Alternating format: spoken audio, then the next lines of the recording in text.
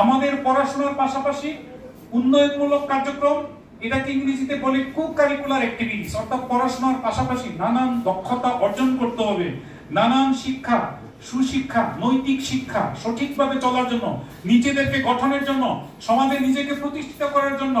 আজকে আমি শিল্পপতি হব, আজকে আমি ডিসি হব, আজকে আমি ইউনো হব, আজকে আমি জেলা শিশু বিষয়ক কর্মকর্তা হব, আজকে আমি ইঞ্জিনিয়ার হব, আজকে আমি ডাক্তার হব।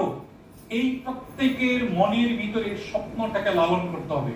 যখনই আমরা নিজেদের এই স্বপ্নটাকে লালন করব, সেই স্বপ্নটাকে ঘিরে আমি যখন নিজেকে গঠন করব, তখনই আমি নিজেকে এই সমাজে, এই দেশের কাছে সুনাগরিক হিসেবে গঠন করতে পারবো।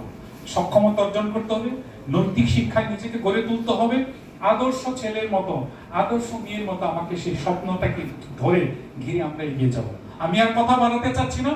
আমার আজকের যে উদ্দেশ্য এই অনুষ্ঠানের এবং আগামী সারাদিন আমরা কি করতে যাচ্ছি সেই বিষয়টা আমি আজকে অবহিত করলাম।